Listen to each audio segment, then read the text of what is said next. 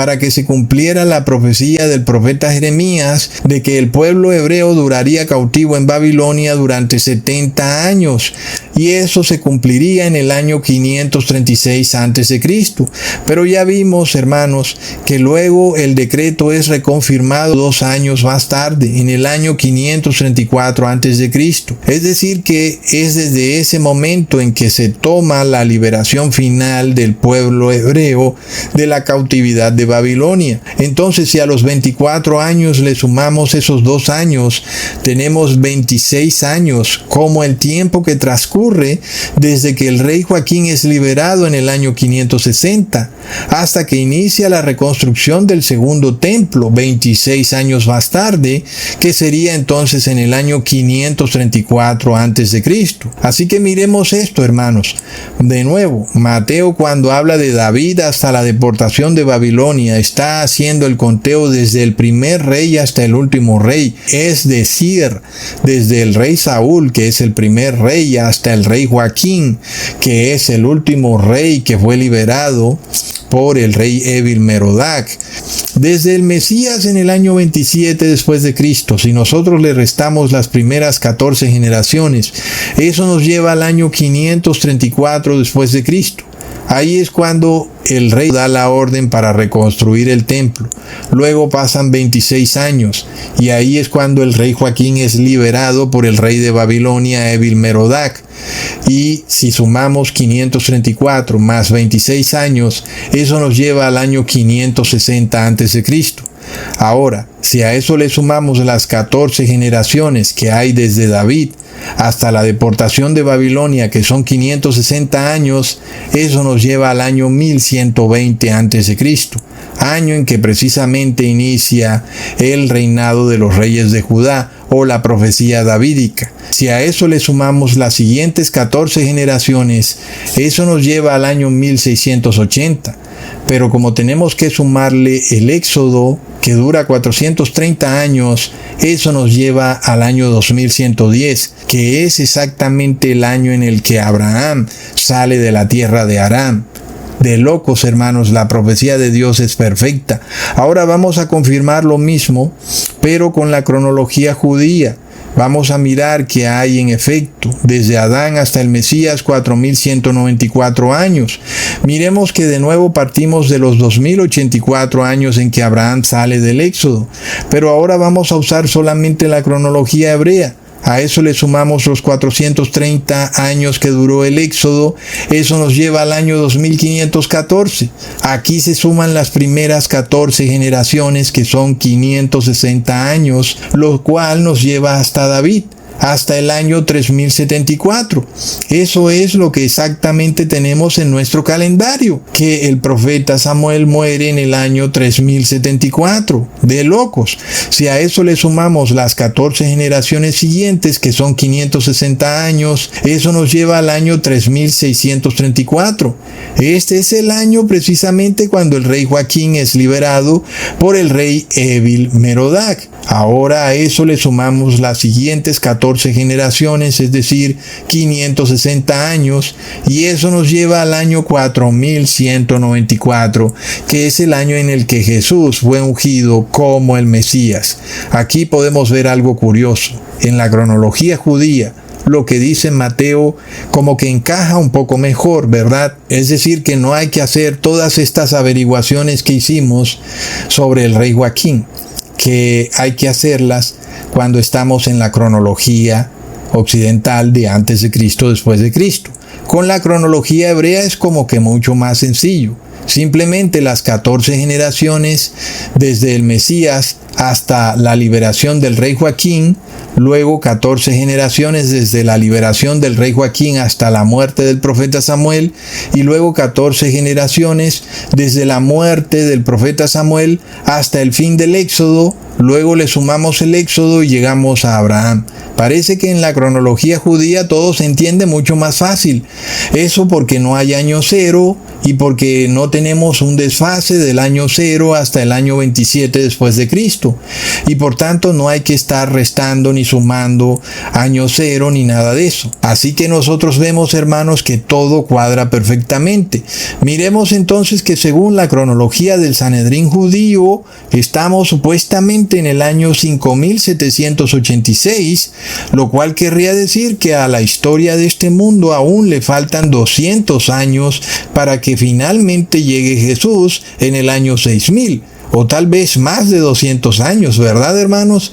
Y estamos hablando de supuestos eruditos, rabinos, que se supone que estudian la Torá letra por letra, o se supone que el hebreo es el lenguaje divino y que el que no sabe hebreo no puede entender realmente la Biblia.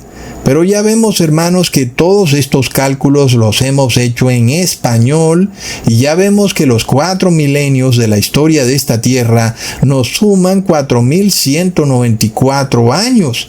Pero si luego le restamos el desfase de los 3 milenios, que son 56 años para el primer milenio, 84 años para el segundo milenio y 27 años para el tercero, y luego eso se lo restamos a 4194, eso nos da que la historia de este mundo debe terminar en el año 6027. Así que, hermanos, es muy posible que en el año 2027 o en el 2028 ocurra la unción final del Espíritu Santo de Jesús, que debe ocurrir para poder preparar a los 144,000 santos de Dios para que puedan enfrentar los terribles eventos finales que ningún ojo ha visto ocurrir. Y serán eventos terribles que nunca volverán a ocurrir jamás. En este caso, hermanos, la crisis del número, el nombre y la marca de la bestia es una crisis que podemos ver claramente que será ayudada por la inteligencia artificial, por cámaras de identificación biométrica y básicamente por un rastreo, por un espionaje a través de celulares, que será algo verdaderamente impresionante, hermanos. Sin embargo, vemos que Dios no nos ha dejado huérfanos. Dios nos revela esta cronología exacta para que nosotros no vayamos perdidos y sepamos en dónde estamos parados, hermanos. Estamos parados a las vísperas de un año supremamente importante, el año 2027. Seguramente pasará desapercibido para el mundo entero, ¿verdad, hermanos? Recuerda a quién le importó que el rey Evil Merodach liberara al rey Joaquín y lo sentara en su mesa, ¿verdad?